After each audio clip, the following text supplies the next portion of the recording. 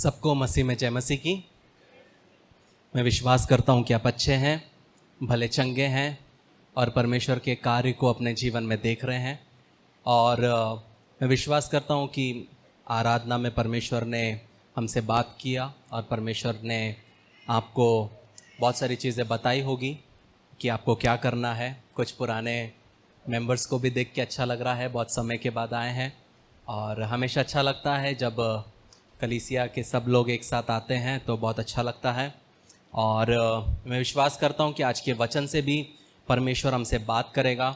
आज का मैसेज थोड़ा लंबा हो सकता है लेकिन मैं कोशिश करूँगा कि उसको शॉर्ट में आपको बता पाऊँ। और आज का मैसेज का जो टाइटल है वो है जब स्थिति बहुत अधिक गर्म हो जाए। जब स्थिति बहुत अधिक गर्म हो जाए। प्रियो, जब मसीह जीवन में हम चलते हैं, हमारे जीवन में ऐसी ऐसी परिस्थितियां आती है कि हमें समझ में नहीं आता हमें क्या करना है। कुछ परिस्थिति इतनी गर्म हो जाती है कि हमको लगता है मैं क्या करूं। और मैं विश्वास करता हूं कि आज इस मैसेज के द्वारा परमेश्वर आपसे बात करेगा, आपको प्रोत्साहित करेगा कि जब परिस्थिति खराब हो, जब परिस्थिति गर्म हो, तब आपको क्या करना है। गिव अप नहीं करना है, क्योंकि परमेश्वर उसके पीछे भी कार्य करता है। तो आज का हमारा जो मेन वचन है वो है पहला शमूएल 11 उसका 1 से 9। ये है हमारा मेन वचन। वहाँ पे हम देखते हैं कि तब अमोनी नहाश ने चढ़ाई करके गिलाद के याबेश के विरुद्ध छावनी डाली और याबेश के सब पुरुषों ने नहाश से कहा, हमसे वाचा बांध और हम तेरी अधीनता मान लेंगे। अमोनी नहाश ने उससे कहा, मैं तुमसे वाचा इस शर्त पर बांधूंगा कि मैं तुम सभी की दाहिनी आंखें फोड़कर इसे सारे इस्राएल की नामधराई का कारण कर दूं। याबेश के वृद्ध लोगों ने उससे कहा, हमें 7 दिन का अवसर दे, तब तक हम इस्राएल के सारे देश में दूत भेजेंगे और यदि हमको कोई बचाने वाला ना मिलेगा तो हम तेरे पास निकल आएंगे। दूतों ने शाऊल वाले गिबा में आकर लोगों को ये संदेश सुनाया और सब लोग चिल्ला चिल्ला कर रोने लगे। शाऊल बैलों के पीछे पीछे मैदान से चला आता था और शाऊल ने पूछा लोगों को, क्या हुआ कि वे रोते हैं। उन्होंने याबेश के लोगों का संदेश उसे सुनाया। ये संदेश सुनते ही शाऊल पर परमेश्वर का आत्मा बल से उतरा और उसका कोप भड़क उठा और उसने एक जोड़ी बैल लेकर उसके टुकड़े टुकड़े काटे और यह कहकर दूतों के हाथ से इस्राएल के सारे देश में कहलवा भेजा, जो कोई आकर शाऊल और शमूएल के पीछे ना हो लेगा उसके बैलों से ऐसा ही किया जाएगा। तब यहोवा का भय लोगों में ऐसा समाया कि वे एक मन होकर निकल आए। तब उसने उन्हें बेजेक में गिन लिया और इसराइलियों के 3 लाख और यहूदियों के 30,000 ठहरे। और उन्होंने उन दूतों से जो आए थे कहा, तुम गिलाद में के याबेश के लोगों से यो कहो, कल धूप तेज होने की घड़ी तक तुम्हारा छुटकारा पाओगे। तब दूत ने जाकर याबेश के लोगों को संदेश दिया और वे आनंदित हुए। ये जो है प्रियो एक बहुत ही असामान्य जगह है जहाँ से मैं आज प्रचार कर रहा हूँ। बहुत कम लोग इसमें से प्रचार कर पाते हैं, लेकिन मैं विश्वास करता हूँ कि यहाँ पे परमेश्वर आपसे बात करेगा। यहाँ पे एक परिस्थिति हुई कि अमोनी जो थे वो लोग इस्राएल के ऊपर चढ़ाई करने आए, जो कि याबेश जगह था। और जब एक दिन याबेश के लोग सो के उठते हैं तो वो लोग क्या देखते हैं, अमोनी लोग यहाँ पे आए हुए हैं। और अमोनी लोग बोले तो जंगली टाइप के लोग जो फॉरेस्ट में लड़ते हैं, उनको कुछ नहीं पसंद, वो सबको मारते हैं, लूटते हैं, चले जाते हैं। तो यहाँ पे याबेश के लोग क्या करते हैं, उनको पता है कि ये इनसे लड़ने के लायक नहीं है, तो ये चुपचाप क्या करते हैं, इनके राजा नहाश के पास जाते हैं और नहाश के पास जाके ये बोलते हैं कि तू हमसे क्या कर, एक कवनेंट कर, एक शर्त को बांध कि तू हमें नष्ट नहीं करेगा। तो ये नहाश राजा क्या बोलता है, ये दो चीज को बोलता है, ठीक है मैं करूंगा, लेकिन दो चीजें मैं तुम्हें करना पड़ेगा। पहला, मैं तुम्हारे सभी के दाहिने आंखों को फोड़ दूंगा। ये उसने उस शर्त रखी। तो यहां पे हम देखते हैं कि दो चीजें हो रही है। नहाश राजा का नाम का मतलब है सरपेंट, स्नेक। और ये जो इस्राएली लोग हैं ये क्या कर रहे हैं, जब इनकी जिंदगी में प्रॉब्लम आ रहा है, भविष्यवक्ता के पास जाने के बजाय, क्योंकि तब भविष्यवक्ता रूल करते थे, शमूएल था, उसके पास जाने के बजाय, या तब का जो राजा जो घोषित हुआ था शाऊल, उसके पास जाने के बजाय अपने मैटर्स को अपने हाथ में लेके कहाँ जा रहे हैं, दुश्मन के पास। और दुश्मन के पास जाके क्या बोल रहे हैं, कॉम्प्रोमाइज करते हैं। और वो राजा क्या करता है, राजा बोलता है ठीक है मैं तुमसे शर्त बांधूंगा, मैं कवनेंट बनाऊंगा, लेकिन तुम सभी का क्या करूंगा, दाहिना आंख निकाल लूंगा। और यहां पे लोग क्या बोलते हैं, ठीक है हमें 7 दिन दे। मतलब वो इतने डेस्परेट है, वो मरना नहीं चाहते, वो लड़ना नहीं चाहते, वो भूल गए कि परमेश्वर उनको किस तरह इजिप्ट से लेके आया। और यहां पे ये राजा बोलता है कि मैं शर्त मान लूंगा, लेकिन मैं तुम्हारा दाहिना आंख निकाल लूंगा। और ये लोग ऑलमोस्ट रेडी हैं, लेकिन लास्ट होप के लिए वो बोलते हैं कि हम पूरे जगह पे अपने दूतों को भेजेंगे, अगर कोई हमें बचाने वाला मिलेगा तो ठीक है, अगर नहीं मिलेगा तो क्या करेंगे, हम तेरे पास निकल आएंगे। यहां पे प्रियो, नहाश क्या है, एक शैतान को दिखाता है।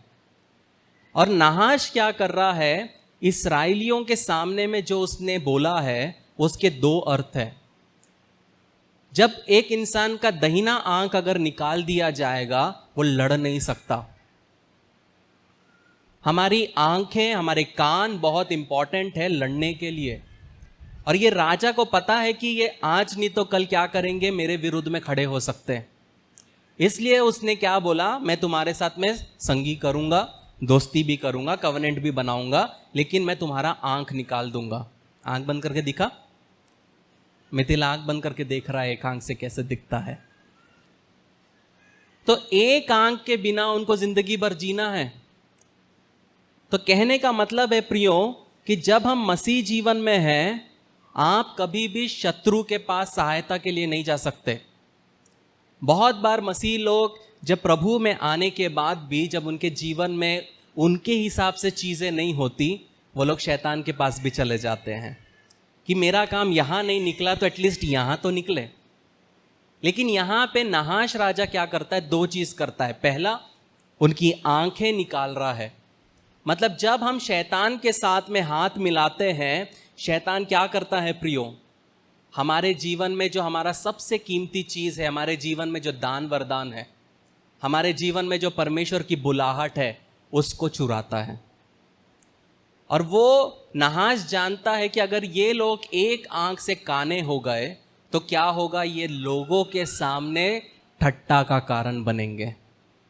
ये है शैतान का दूसरा प्लान मसीहों के लिए, कि ये क्या करें, ये क्या करें, ये ठट्टा का कारण बने। शैतान चाहता है कि हर एक विश्वासी, हर एक मसीही सोसाइटी में ठट्टा का कारण बने। जब लोग उनको देखें तो लोग बोले, देख वो प्रभु वाली, देख उसका जिंदगी देख, हम कितने अच्छे थे, हम कितने अच्छे हैं, देख प्रभु वाली, देख उसके जीवन का आशीष देख, जीरो, हमारा देख, हमारा देख। ये चीज शैतान हमेशा मसीहों के जीवन में करने की कोशिश करता है। पहले वो उसके पंखों को काटेगा, जिस पंखों से वो उड़ता है, वो चीज़ को काटने की कोशिश करेगा जिसके द्वारा वो परमेश्वर के लिए एक आशीष का कारण बनती है या बनता है। दूसरा, काटने के बाद उसको ठट्टों में उड़ाएगा। ये शैतान हमेशा क्या करता है, कोशिश करता है। याद रखो यूहन्ना 10:10 क्या कहता है? चोर आता है चोरी करने, घात और हत्या करने, लेकिन यीशु मसीह क्यों आता है? जीवन देने और बहुतायत का जीवन देने। यीशु मसीह चाहता है हमको जीवन देना, यीशु मसीह चाहता है हमारे जीवन में कार्य करना। हमारे जीवन में भी कुछ महीनों पहले ऐसी परिस्थितियां थी कि हम भी नहाश के पास जा सकते थे। क्या हम गए? क्योंकि हम भी जाते तो हमारा भी काना हो जाता था। हमको पता है प्रियो किसके सामने जाना है और किसके सामने नहीं जाना है, क्योंकि अभिषेक है, क्योंकि आत्मा है, बताता है क्या करना है और क्या नहीं करना है। यहां पे ये लोग प्रभु के होते हुए शैतान के साथ कॉम्प्रोमाइज करने के लिए चले गए। कहने का मतलब है कभी भी हम शैतान के साथ सौदा नहीं कर सकते। और जब ये बात शाऊल को पता चलती है तो शाऊल क्या करता है? शाऊल के ऊपर परमेश्वर का आत्मा उतरता है वहां पे, और वो क्या करता है?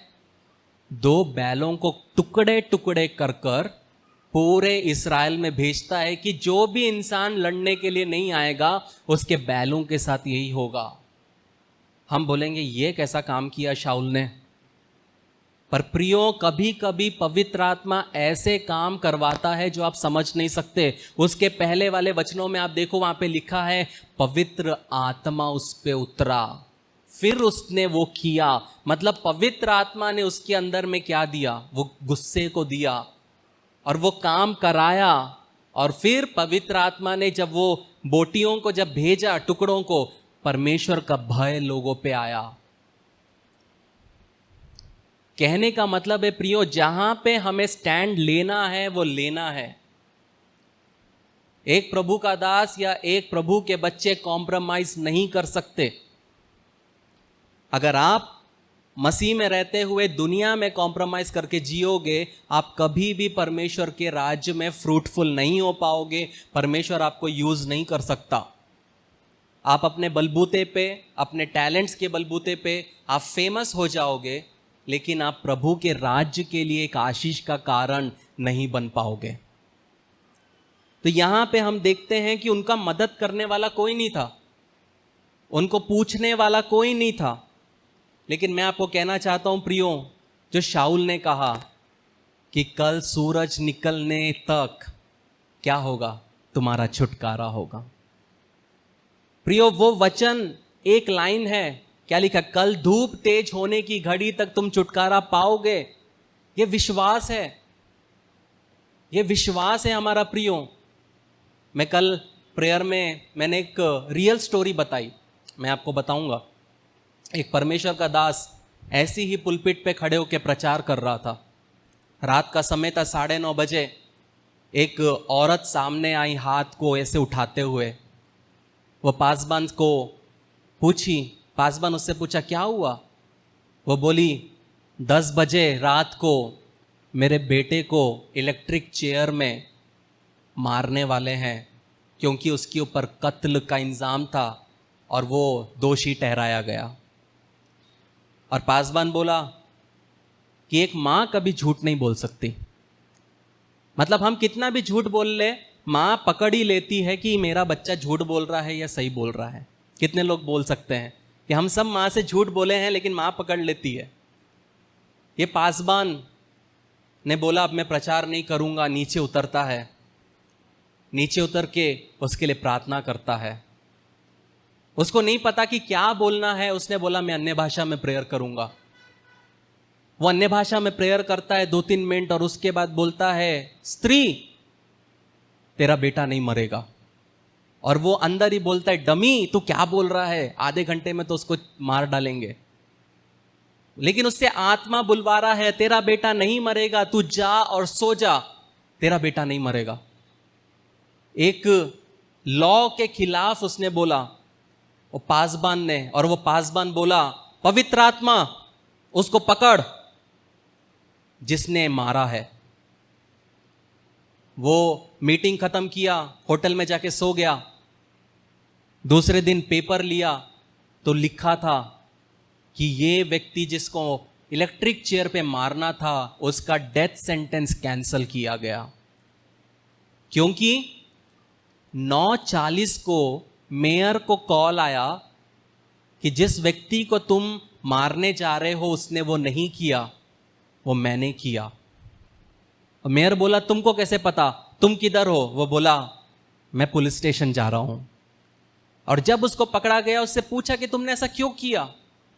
वो बोला किसी ने आके मुझे पकड़ा, मैं उसको हटा नहीं पाया और उसने मुझसे ये कराया। कहने का मतलब है प्रियो कि हमारा परमेश्वर काम करने वाला परमेश्वर है।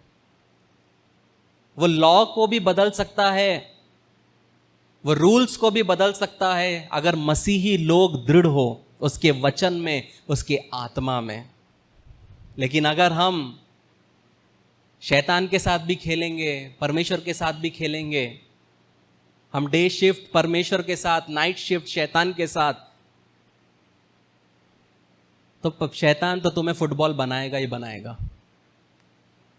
तो कहने का मतलब है प्रियो, यहां पे हम देखते हैं कि परमेश्वर के द्वारा शाऊल आत्मा से भर के क्या बोला, कल धूप तेज होने की घड़ी तक तुम क्या पाओगे? छुटकारा पाओगे। मतलब उसका विश्वास था। और पहला उदाहरण जो हम देखते हैं वो है, जब हम स्वर्ग में जाएंगे हम उनसे पूछ सकते हैं, वो है शद्रक, मेशक, अबेदनगो। जब हम दानियल 3 पढ़ते हैं, वहां पे हम देखते हैं कि नेबुकदनेस्सर ने एक मूर्ति बनाई, और मूर्ति बनाने के बाद अपने अधिकारियों को, हाकिमों को, गवर्नर को, जजों को, खजांजियों को, न्यायियों को, शास्त्रियों को, सबको बुलाया और बोला जब भी फूका जाए तुरही सबको क्या करना है? झुकना है। लेकिन वहां पे 3 नौजवान थे जो बोले कि हम नहीं करेंगे, कि हम दुनिया के साथ समझौता नहीं करेंगे, हम सरकार के साथ समझौता नहीं करेंगे, हम शैतान के साथ समझौता नहीं करेंगे, हम स्टैंड लेंगे।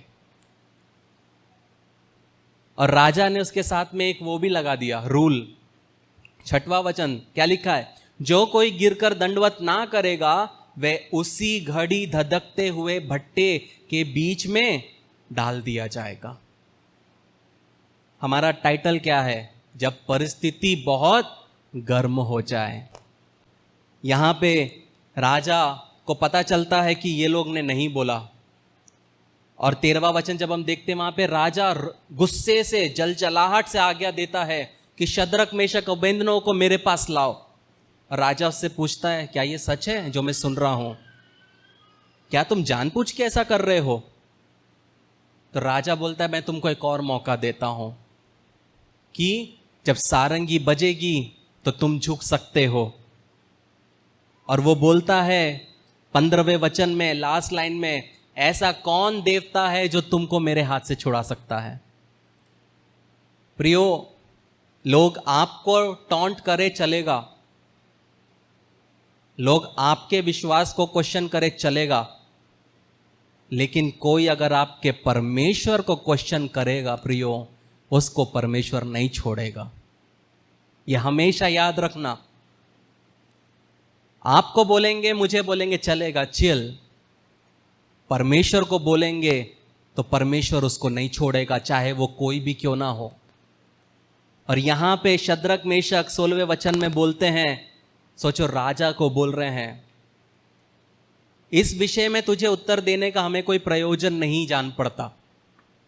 सिंपल, हम हमारी जॉब को इतना इंपॉर्टेंस देते हैं कि हम वो करते हैं जो हमारा टीचर बोलता है, प्रिंसिपल बोलता है। लेकिन यहां पे ये 3 जन क्यों बाइबल में है? क्योंकि इन्होंने राजा तक को इंपॉर्टेंस नहीं दिया। वो राजा जो चाहे तो उनको अमीर कर सकता है, वो राजा चाहे तो उनको महल दे सकता है, वो राजा जो ये चाहते वो कर सकता है। लेकिन यहां पे हम एक चीज देखते हैं कि जब शद्रक, मेशक, अबेदनगो और दानियल को लाते हैं तो उसके साथ बहुत इस्राएली भी जाते हैं। सिर्फ यही 3 जन थे जो नहीं किए, मतलब बाकी इस्राएली ऑलरेडी झुक गए हैं। मतलब बाकी जो परमेश्वर के लोग थे ऑलरेडी झुक गए। क्या होता, कौन देख रहा? इस्राएल तो उधर है ना मेरे, उनको कहां पता चलेगा? बस मैं झुकूंगा और बोलूंगा यीशु लहू कीजिए, लहू कीजिए, लहू कीजिए। किसको बेवकूफ बना रहे? मैं दंडवत थोड़ी कर रहा, मैं तो यीशु मसीह के लिए झुक रहा हूं, बस मेरा जान बच जाए। ऐसे मसीह जीवन नहीं जिया जाता प्रियो। लेकिन ये क्या बोलते हैं, हमको प्रयोजन नहीं कि तुझे बताए, हमें इंपॉर्टेंट नहीं लगता तेरे को बताने का। और एक और चीज उसके बाद बोला, 17वां वचन, हमारा परमेश्वर जिसकी हम उपासना करते हैं वो हमको उस धधकते हुए भट्टी की आग से बचाने की शक्ति रखता है। ये विश्वास है उनका प्रियो। आज अगर आपके सामने परिस्थिति होगा तो आप क्या बोलेंगे? आप बोलेंगे अरे आप क्यों आए, झुकना ही था ना, मैं झुक जाती, आप क्यों इतना दूर से आए। वो पुलिस और एक ईडी और एक सीबीआई का एक बंदा भी आ गया ना, हम बोलेंगे अरे आप क्यों आए, हम आते ना। क्यों? क्योंकि इतनी गलतियां करके बैठे हैं, पकड़े गए तो लंबे में जाएंगे, झुक जाओ बेटर है। लेकिन ये विश्वासी तीन ये डगमगाए नहीं। और जब राजा ने ये सुना, 19वां वचन, राजा नेबूकदनेस्सर क्या हुआ, क्या लिखा है? झुंझला उठा और उसके चेहरे का रंग बदल गया और उसने आज्ञा दी भट्टे को 7 गुना अधिक भड़का दो। वो बोला मैं तुम्हें आधा घंटा नहीं चलाऊंगा, मैं इतना गर्म करूंगा कि तुम सेकंड्स में जल जाओगे। डरा रहा है। सोच के देखो क्या वो 3 नौजवानों के दिल में क्या हुआ होगा। हमारा परमेश्वर किधर है जो मिस्र में से लेके आया, इतना बड़ा बड़ा बात सुना, आग का खंबा, बादल का खंबा, आज हम उसके लिए स्टैंड ले रहे हैं, लेकिन कुछ नहीं। परमेश्वर चाहता तो वो आग के नीचे से पानी निकाल सकता था ना, जैसे हाजिरा के लिए किया। नहीं किया परमेश्वर ने। परमेश्वर इंतजार किया। परमेश्वर उन 3 नौजवानों के देख रहा था, ये क्या करेंगे क्या करेंगे, छोड़ता कि रुकता, कितने हद तक ये मेरे लिए खड़ा रहेगा। और जब हम 23वां वचन पढ़ते हैं, उन्हें धधकते हुए भट्टे के बीच में फेंक दिया गया। और जैसे ही फेंक दिया गया, 24वां वचन, राजा वो देखता है अंदर को कि हाँ जलेंगे जलेंगे जलेंगे। लेकिन मैं बोलता हूं जो आपके खिलाफ है और जो आपका बुरा चाहते हैं, वो आपका बुरा होते हुए देखते देखते बुढ़े होके मर जाएंगे, लेकिन आपको कुछ नहीं होगा। नेबूकदनेस्सर देख रहा था अब जलेंगे अब जलेंगे अब जलेंगे, लेकिन क्या हुआ? नेबूकदनेस्सर अचंभित हुआ और क्या हो गया? घबराकर उठ गया और मंत्री से पूछा। उसने गिना 1 2 3 4 4 3 2 1। मंत्री से पूछा कितने लोग डाले थे? वो बोलता हमने तो 3 जन डाले थे। तो 25वें वचन में राजा बोलता है फिर मैं क्यों देखता हूं 4 लोग आग के बीच में खुले हुए टहल रहे हैं और उनको कुछ हानि नहीं पहुंची, और चौथा पुरुष ईश्वर का पुत्र के सदृश है। वहां पे देखिए प्रियो, जब परिस्थिति गर्म हुई, 7 गुना जब वो गर्म हुआ परिस्थिति, परमेश्वर ने अपने पुत्र को वहां पे भेजा। अगर आग बुझाना रहता, पानी निकालता, वहां पे परमेश्वर को महिमा नहीं मिलती। लेकिन जब 7 गुना वहां पे जब वो परिस्थिति बढ़ी, वहां पे क्या हुआ? स्वयं यीशु मसीह आए। मतलब जब आप अपने जीवन में आप जाते हो ऐसी परिस्थिति से कि आपको लग रहा है कि ये नॉर्मल आग नहीं है। शद्रक मेशक अबेदनगो सोचा होगा पहले तो थोड़ा कम था, 7 गुना बढ़ा दिया इनने, अब क्या होगा। लेकिन वो वचन कहता उनके ना बाल जले, ना हाथ जले, ना हाथ के बाल जले। राजा आके उनको छुआ, सूंगा। ये है हमारा परमेश्वर प्रियो। कहने का मतलब है आप जो भी परिस्थिति से होके गुजर रहे हैं प्रियो, परमेश्वर उस परिस्थिति में क्या करेगा? अद्भुत कार्य करेगा। जैसे शाऊल ने बोला कल धूप निकलने के पहले, दोपहर के पहले तुम परमेश्वर के कार्य को देखोगे। दूसरा, हमने पहला देखा शद्रक मेशक अबेदनगो, दूसरा हम देखते हैं एलिया। पहला राजा 17, वहां पे हम देखते हैं कि एक दिन एलिया आहाब के पास जाता है और आहाब को बोलता है, परमेश्वर यहोवा यूं कहता है, पहला वचन यूं कहता है कि जब तक मैं ना बोलूं, मेरे बोले बिना ना तो मेंह बरसेगी और ना ओस पड़ेगी। इतना बोल के वो निकल गया। वहां पे अकाल पड़ गया। अब परमेश्वर बोला ठीक है, अब मेरे को तो इसका ख्याल रखना पड़ेगा। परमेश्वर क्या किया? परमेश्वर ने उसको बोला कि यहां से चलकर पूर्व की ओर जा, जहां पे किरीत नाप नाले में जो यर्दन के पूर्व में है छिपा रहे, उसका पानी पी और वो कौवों को आज्ञा देगा कि रोटी और मांस लाए, और वो नाले से पिया करता है। लेकिन कुछ दिनों के बाद क्या हुआ? वो नाले का पानी सूख गया। ये कौवों को देख के मैकडॉनल्ड्स, जोमेटो, स्विगी सीखे। सबसे पहला परमेश्वर ने कौवे को ही लिया खाना डिलीवर करने के लिए। अगर आज जोमेटो नहीं होता तो बताओ प्रियो क्या होता? जब भूख लगी जोमेटो, जब भूख लगी स्विगी, है ना। अभी तो पोर्टर भी आ गया। अब क्या क्या नहीं आना बाकी है, सब बाइबल से लिया है। कहीं ना कहीं हुआ है वो चीज़, भले छोटा हुआ है पर कहीं ना कहीं से सीखते हैं। अब मीट की बात है तो मैकडॉनल्ड्स को कैसे भूल सकते हैं, या केएफसी कैसे भूल सकते हैं? कहने का मतलब है पहला केएफसी का पीस एलिया को ही मिला था। लेकिन यहां पे क्या हुआ? पानी सूख गया। और पानी सूखने का वजह भी कौन है?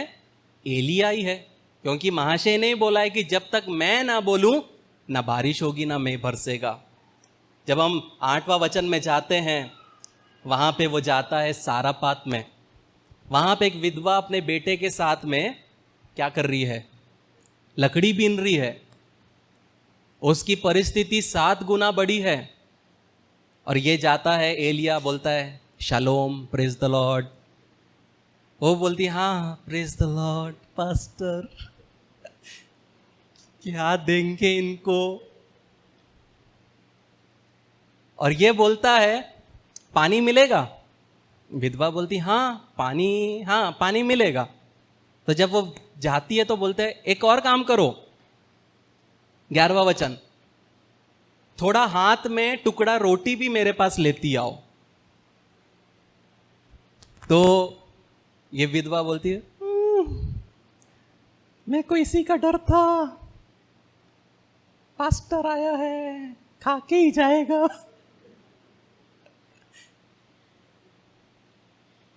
एलिया बोलता है तू कर। इसकी परिस्थिति सोच के देखिए। वो बोलती है मेरे पास पास्टर जी थोड़ा सा आटा है, थोड़ा सा तेल है, मैं और मेरे बच्चा खाएगा और हम मर जाएंगे। एलिया बोलता है तू जा, तू कर। सोच के देखिए उस माँ का दर्द। उसके पास कुछ नहीं है, वो विधवा हो चुकी है, अकाल पड़ा है, क्या करेगी? पर वो उसकी बात सुनती है। वो जाके रोटी का टुकड़ा बनाती है। बेटा बाहर खेल रहा था, रोटी बनते ही खुशबू से अंदर आ गया, मम्मी मम्मी मम्मी केक बना खाएंगे खाएंगे। माँ बोलती नहीं बेटा तेरे लिए नहीं है, पास्टर के लिए। वो बेटा दुखी। और मम्मी जाके वो टुकड़ा एलिया को देती है, पास्टर को देती है, और वो रखा है। बेटा माँ को बोलता है मम्मा शेयरिंग इज केयरिंग ना। लेकिन एलिया तोड़ता है, खाता है, ना इधर देखता ना उधर देखता, फिर ऐसे करता है और बोलता है कि जा अपने लिए और बच्चे के लिए भी बना ले। वहां पे वो परिस्थिति, वो जो कार्य परमेश्वर का वो स्त्री ने देखा। क्यों देखा प्रियो? क्योंकि उसने परमेश्वर पे क्या किया? विश्वास किया। जब उसके दास ने बोला उसने विश्वास किया। परिस्थिति को नहीं देखी उसने दिल पे पत्थर रख के अपने बेटे को भूखा रखकर उसने उस दास को क्या किया? सम्मानित किया। लेकिन बहुत बार हमारी जिंदगी में ऐसे प्रॉब्लम आते प्रियो, जब डॉक्टर बोलता है अब तू नहीं बच सकता, अब तू नहीं बच सकती, जो बीमारी तुझे है वो तुझे खा लेगी। तब याद आता है मुझे हिजकिय्याह राजा। जब हम यशायाह 38 पढ़ते हैं, वहाँ पे हिजकिय्याह राजा बीमार पड़ता है, और जब वो बीमार पड़ता है तो यशायाह नबी उसके पास आता है। मरने वाला है, डरा हुआ है, परिस्थिति खराब है। यशायाह नबी उसके पास आता है और उसको आके ये नहीं बोलता राजा चिरंजीव रहे, राजा चंगा हो जाए, नहीं, सीधा आके बोलता है उसके घर में घुस के। जबकि हम जानते हैं राजा के सामने कोई भी ऐसे नहीं जा सकता। यहाँ यशायाह को कोई फर्क नहीं पड़ता, और राजा हो या साधारण इंसान हो, वह सीधा गया। वह सीधा घुस के बोलता है राजा को, यहोवा यो कहता है, अपने घराने के विषय में जो आज्ञा देनी हो वो दे, क्योंकि तू बचेगा नहीं, मर ही जाएगा। इंग्लिश में लिखा है, set thine house in order, अपने घर को प्रॉपरली चला। और फिर ये नहीं बोला शालोम, प्रेज द लॉर्ड, सीधा मुड़ा चला गया। राजा भी सोचा होगा कैसा नबी है, राजा को तक नहीं सलाम किया। लेकिन राजा ने क्या किया? राजा, दूसरे वचन में देखते, दूसरा राजा बच्चे की जैसे दूसरे दीवार पे पलट गया और रोने लगा। और रो के क्या बोलता है? प्रार्थना करने लगा। और तीसरे में कहता है कि हे यहोवा, मैं विनती करता हूं, स्मरण कर कि मैं सच्चाई और खरे मन से अपने को तेरे सन्मुख जानकर चलता आया हूं, और जो तेरी दृष्टि में उचित था वही करता आया हूं। और हिजकिय्याह बिलक कर रोने लगा। और जब ये बोला तो परमेश्वर बोला होगा, चल हट झूठे। अगर वो इस तरह चलता तो क्या परमेश्वर अपने नबी को भेजता कि बोलता कि अपने घर को ऑर्डर में डाल? वो नहीं चल रहा था। फिर भी परमेश्वर ने क्या किया? उसके रोने को सुना। यहां पे यशायाह बोला, ठीक है आज का काम हो गया, अब जाता हूं मैं घर। लेकिन जब घर जाता है तो परमेश्वर बोलता है वापस जा। वो बोलता क्यों? बोलना, मैंने उसकी प्रार्थना को सुना और मैंने उसकी जिंदगी में क्या किया?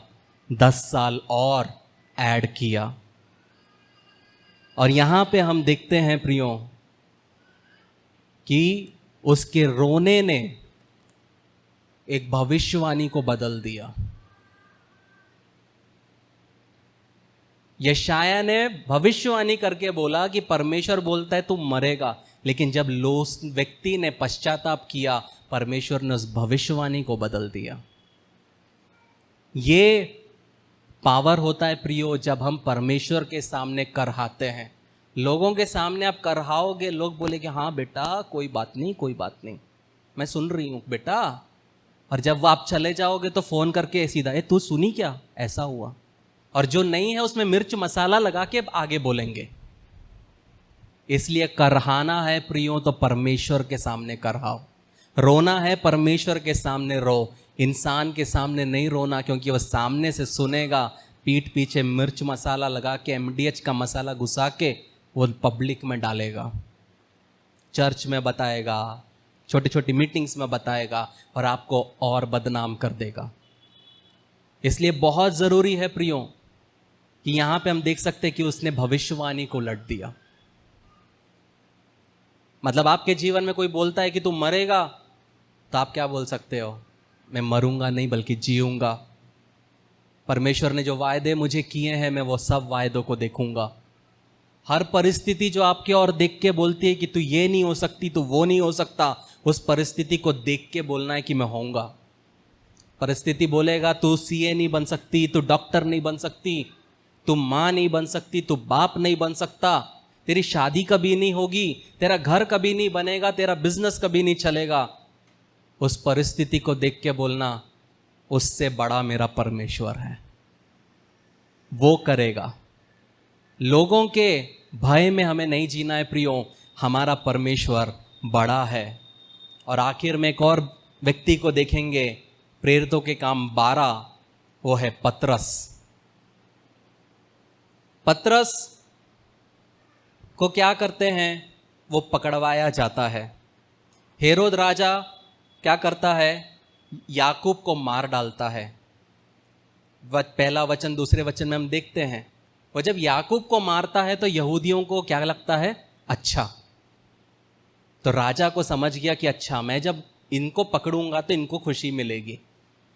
उन्होंने क्या किया, पतरस को पकड़ लिया और 4 सिपाहियों के पहरे में उसको रख दिया।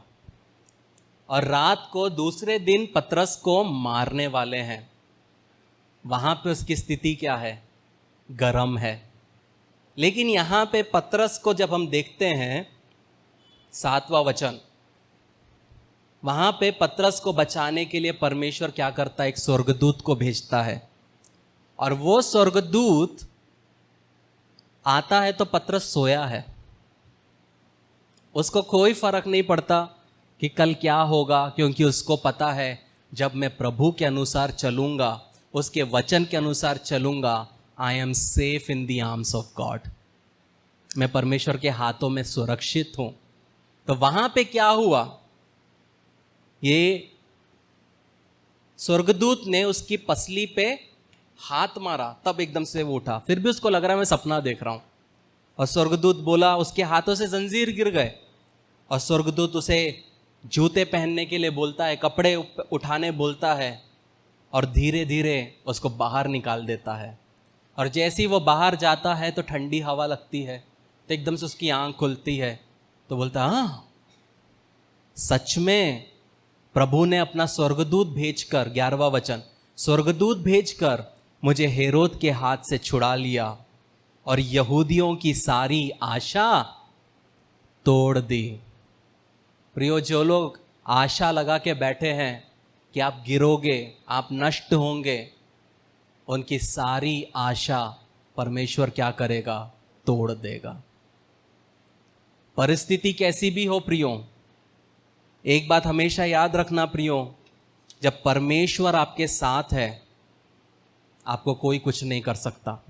प्रॉब्लम क्रिएट कर सकते हैं, आपको बुरा बोल सकते हैं, आपको दबा सकते हैं, लेकिन हमेशा याद रखना जीत हमेशा किसकी होगी, हमारी होगी, क्योंकि परमेश्वर हमारे साथ है। प्रियो, एक बार ऐसे ही एक परिस्थिति हमारे साथ हुई जहाँ पे हमने स्वर्गदूत को काम करते हुए देखा।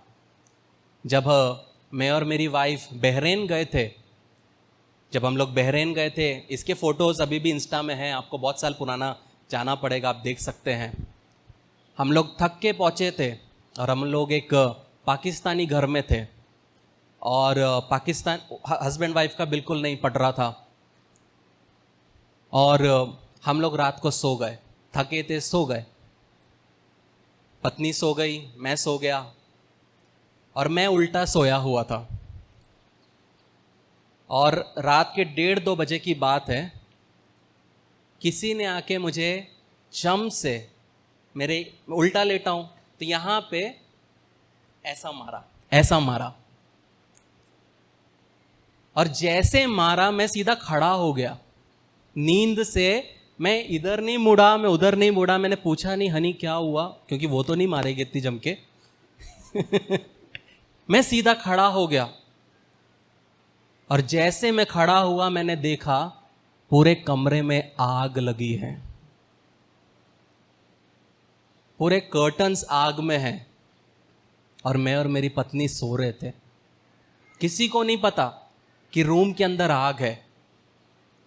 मैंने एकदम से नेहा को खींचा और मैंने वो कर्टन को खींचा, और जब वो कर्टन को खींचा तो वो आग मेरे ऊपर भी गिरा, मैं भी जला।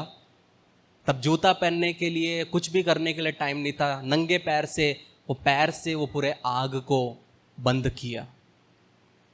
और हमने हमारे जीवन में ये देखा है, जो पतरस को पसली में मारा वो होते हुए, अगर हम सोए रहते तो वो आग शायद हमको भी खा जाता, या हम सोते सोते वो स्मोक को सूंघ सूंघ के हम बेहोश हो जाते और मर जाते।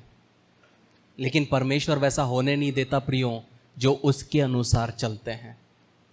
कहने का मतलब है प्रियो, हम ये सब बाइबल में पढ़ते हैं, हमको लगता है कि ये अभी नहीं हो सकता है जब तुम्हारा आसरा परमेश्वर पे हो, जब अपनी बुद्धि के अनुसार हम नहीं चलते, हम वचन के अनुसार चलते हैं। वो आज भी अपने दूतों को भेज के क्या करता है, हमारी रक्षा करता है। कहने का मतलब है प्रियो, परिस्थिति खराब हो सकती है, लेकिन जितना परिस्थिति गर्म होगा उतना आपको एंटिसिपेट करना है कि यहाँ पे यीशु मसीह आएगा। शद्रक मेशक अबेदनगो वो चीज़ कभी नहीं देख पाते अगर वो झुक जाते, अगर वो क्विट करते। मैं हमेशा एक चीज़ कहता हूँ, स्वर्ग डरपोकों के लिए नहीं है। बहुत से लोगों के जीवन में जब तंगी मुसीबत आती है, एकदम से बोलते प्रभु उठा ले। परमेश्वर बोलता है नहीं बच्चे, ये लूजर्स की जगह नहीं है स्वर्ग, ये जयवंत लोगों की जगह है, जो मौत को भी गले लगाकर इधर आते हैं। इसलिए बहुत लोगों का प्रार्थना को उत्तर नहीं मिला है जिंदगी में। छोटा सा प्रॉब्लम, प्रभु हो गया ना, बहुत जी ली, बहुत दुनिया देख ली। कितने साल के? 25 साल के। 25 साल में दुनिया देख ली है लोग। कहने का मतलब है प्रियो, स्वर्ग जाना है तो चाहे परिस्थिति गरम हो या 7 गुना गरम हो, विश्वास में खड़े रहना है। कुछ भी हो जाए, चाहे सामने आग दिखे, चाहे सामने लाल समुंदर दिखे, चाहे पीछे फिरौन की सेना दिखे, हम डगमगाएंगे नहीं, हम पीछे नहीं हटेंगे। हमारा विश्वास किस पे होना चाहिए? यीशु मसीह पे होना चाहिए। हालेलुया। इन वचनों से परमेश्वर हमें आशीष करे। आमीन। तो आप विवाह के लिए आगे कदम बढ़ाने को तैयार हैं? बधाई। इससे पहले कि आप अपनी शादी के दिन की तैयारी में जुट जाएं, योजना बनाएं और परेशान होने लगें, एक सबसे महत्वपूर्ण बात न भूलें, आपकी शादी। एक अध्ययन के अनुसार विवाह पूर्व परामर्श या वैवाहिक थेरेपी पूरा करने वाले जोड़ों में तलाक की संभावना 31% तक कम होती है और कोर्टशिप टू मैरिज इसमें आपकी मदद करता है। हमारे कोर्स और पाठों में विवाहित जीवन के संघर्षों, वास्तविकताओं और रोजमर्रा की दिनचर्या जैसे कई विषय सम्मिलित किए गए हैं। इस कार्यक्रम पर कई जोड़ों का भरोसा रहा है जो जिंदगी के इस नए स्तर पर जाने के लिए तैयार हैं। लेकिन इसके लिए सिर्फ हमारी बात को ही न माने, आप अपना पहला पाठ मुफ्त सीख सकते हैं। एक बार जब आप कोर्टशिप टू मैरिज के साथ रजिस्ट्रेशन करते हैं तो आप हमारी 30 दिन की मनी बैक गारंटी द्वारा भी सुरक्षित रहते हैं और आप तैयार हैं एक सुखी वैवाहिक जीवन के लिए। courtship2marriage.com पर आज ही अपना पहला लेसन शुरू करें।